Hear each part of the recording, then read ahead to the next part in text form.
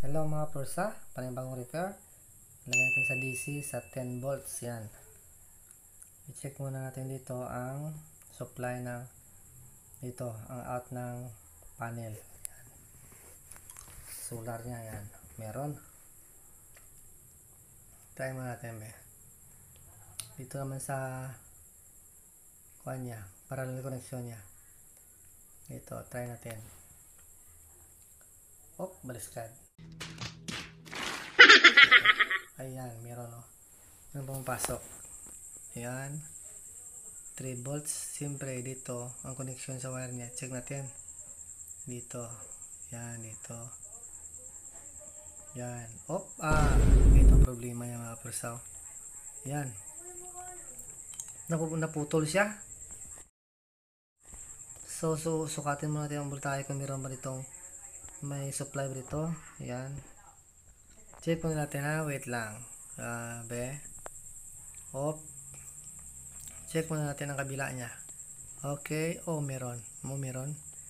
So putol lang siya dito. Okay, ito ang discarding natin. Okay.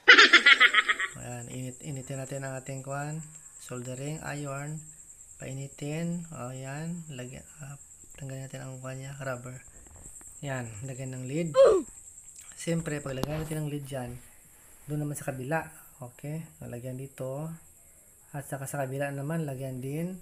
Yan, dito sa kabila, yan. Siyempre, lagyan natin dito ng paa ng diode para hindi bumalik ang kanyang wires. Para maipit siya. Paano masabi? Okay. Gamitan natin ng blade, yan. Made in Jupiter, yan. Dito, slicing natin ang kanya. Gitna niya, okay yan. Siyempre, unahin natin, lagyan natin ng electrical yung negative niya. Para hindi siya magdikit o mas-short, yan. Siyempre, paglagay natin dyan, ikot-ikutin na natin. Parang pinapaikot lang natin yung dati natin, alam mo na. Ayan. Ano?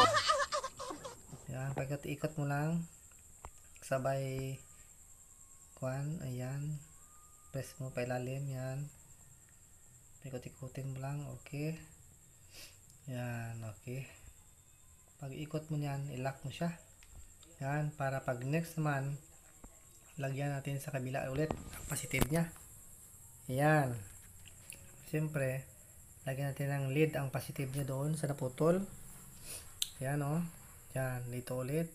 Lagyan din natin. Okay. Ayan na. Idudugtong na natin. Ayan. Mas madali siya, di ba? Okay. Okay. Ayan. Siyempre, nadugtong na natin. Ayan, lagyan na natin ng electrical ang positive din. Okay. Ayan, inatin pa natin ng konti para medyo pulido ang gawa natin. Okay. Ayan. Prepare man tayo ng pinutol na electrical tape para sa positive na naman. So, ang kalahati niya, lagyan natin yan para hindi siya mag-grounded. Tanggalin muna natin yung nilagay natin pang-ipit. Ayan. Siyempre, inatin muna natin yan siya. Okay. Lagyan naman natin ng electrical sa kanya, gitna. Pagkatapos, sabayin na natin sila. Ayan, tusokin natin sa gitna niya. Ayan. Okay, pag tusok mo dyan, sabayin mo ng kamay mo tusukin. Hindi, joke lang. Pagpasok niya, good na yan siya. Pwede mo na tanggalin yung kunin mo. Yan. Okay. Papasok mo ng electrical para hindi siya mag-short ang dalawa. Ayan. Siyempre, pag lagay mo niyan, pwede mo na isabay siya. Yan. Isabay mo lang siya para na siya mag-ground. Prepare ka naman another na electrical tape pang tali sa dalawa. Ayan. Inat ng konti. Ayan.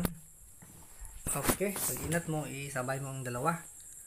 Para hindi na siya maputol ulit. Tapos dito, ilock mo siya. Ayan. Ilock mo dito. Ayan. Lagyan ng electrical tape. Dito. Para ang maputol, hindi siya makakuan. Basta-basta maputol. Ayan.